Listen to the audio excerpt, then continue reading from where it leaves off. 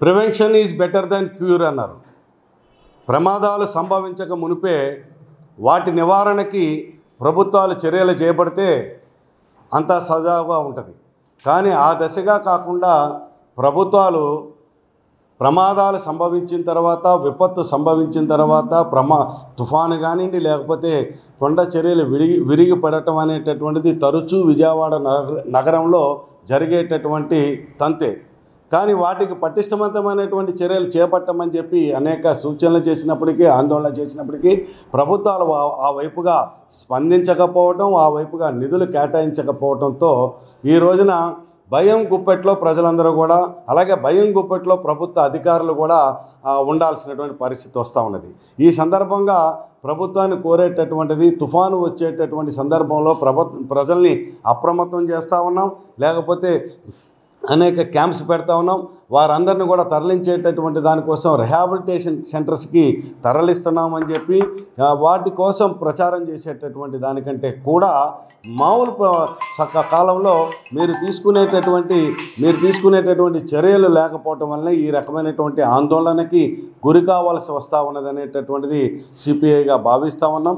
ఎందుకనంటే గత సంవత్సరం సెప్టెంబర్ మాసంలో బుడమేరు ముంపు, కృష్ణానది ముంపు జరిగి విజయవాడ నగరంలో 32 డివిజన్స్ మొత్తం కూడా నీట మునిగిపోయి జల దిగ్బంధంలో వేలాది మంది ప్రజలు జల దిగ్బంధంలో ఉన్నారు. కోట్లాది రూపాయల ఆస్తి జరిగింది. ఆ సందర్భంగా సహాయక చర్యలు చేపట్టడంలో ప్రభుత్వం నిమగ్నమైంది. కానీ శాశ్వత పరిష్కారం చేయడానికి చర్యలు చేపడతామని చెప్పారు.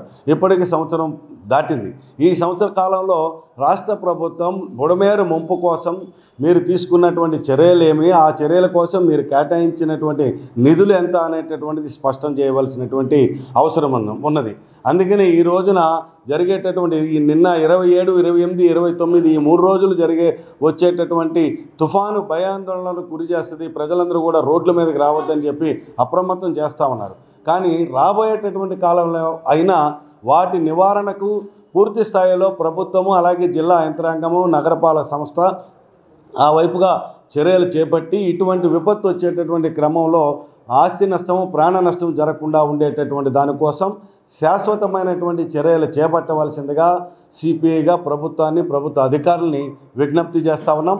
ఇదే సందర్భంలో లోతట్టు ప్రాంతాల్లో ఉన్నటువంటి ప్రజలందరూ కూడా అప్రమత్తంగా ఉండాలని చెప్పి, అలాగే కొండ ప్రాంతాల్లో తరచూ ఈరోజు తుఫాను వచ్చి వెలిసిపోయిన తర్వాత కొండ చర్యలు విరిగిపడేటటువంటి ప్రమాదాలు కూడా జరిగేటటువంటి పరిస్థితి ఉన్నది. కాబట్టి కొండ ప్రాంతాల్లో ఉన్నటువంటి ప్రజలు కూడా అప్రమత్తంగా ఉండాలని చెప్పి, ఎటువంటి ఆస్తి నష్టం, ఎటువంటి ప్రాణ నష్టాలు జరగకుండా ఉండాలనేటటువంటిది ఆశిస్తున్నాం. ఆ వైపుగా చేయాలని చెప్పి అటువంటి సహాయక చర్యలు పునరావృత కేంద్రాలు కానివ్వండి, లేకపోతే నీట మునిగినటువంటి కేంద్రాల్లో కానివ్వండి, ప్రాంతాల్లో కానివ్వండి, గతంలో బుడమేరు ముంపు సందర్భంగా భగత్ సింగ్ వారియర్స్ పేరుతోటి సహాయక చర్యలు సిపిఐ చేపట్టడం జరిగింది. భవిష్యత్తులో కూడా ఆ రకమైనటువంటి విపత్తు కనుక వచ్చేటటువంటి పరిస్థితి ఉంటే సిపిఐ శ్రేణులందరూ కూడా ప్రజల యొక్క సేవ కోసం అంకితమై, యువజన సమైక్య, విద్యార్థి సమైక్య కార్యకర్తలందరూ కూడా సంసిద్ధంగా ఉన్నారు. ఆ వైపుగా చర్యలు తీసుకుంటాం.